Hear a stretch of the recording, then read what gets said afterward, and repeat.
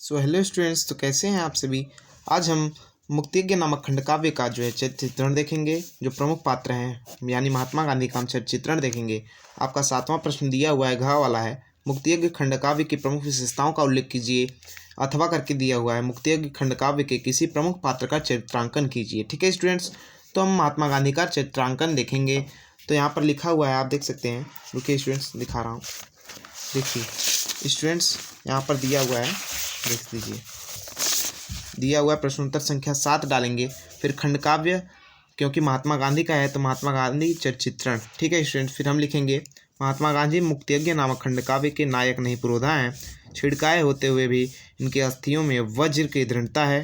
संक्षेप में इनके चरित्र की निम्नलिखित विशेषताएं हैं। ठीक है स्टूडेंट, जैसे मैंने यह लिखा है, आपको ऐसे ही बोर्ड के एग्जाम में ऐसे एकदम बोर्ड की कॉपी लिखनी है। ठीक है स्टूडेंट्स, आपको 5 अंक एग्जामिनर दे देगा। ठीक है स्टूडेंट्स, फिर यहाँ पर आपको हेडिंग डालनी है कि सत्य और अहिंसा के पुजारी। महात्मा गांधी सत्य और अहिंसा के पुजारी हैं। सत्याग्रह ही उनका अस्त्र है, जिसके बल पर वे पाशविक शक्तियों से आजीवन संघर्ष करते हैं और अंत में विजयी होते हैं। ठीक है स्टूडेंट, फिर इतना लिखने के बाद फिर हम लिखेंगे कोटेशन डालकर कि सत्य और हिंसा से वे सविनय युग जनका करते संचालन, हिंसक पाशवता के पूजक, चिन्हे मानवता का आनंद। ठीक है स्टूडेंट्स, फिर हमारा दूसरा हेडिंग होगा रचनात्मक कार्यों के समर्थक।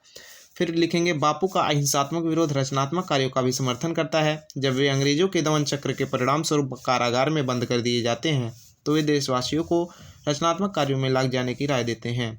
फिर क्या रहेगा कोटेशन हमारा, फिर रहेगा शुद्ध अहिंसा का प्रतीक सूची, खादी काते पूत सूत जन, तकली चरखे करगे ढापे, नंगे भूखे भारत का तन। स्टूडेंट्स, ये कोटेशन लिखने से फ़ायदा यह होता है कि एग्जामिनर जैसे ही आपकी कॉपी देखेगा आपको तुरंत नंबर दे देगा स्टूडेंट्स। ठीक है, फिर आपका तीसरी हेडिंग जो होगी वह होगी यहाँ से। स्टूडेंट्स, आपको तीसरी हेडिंग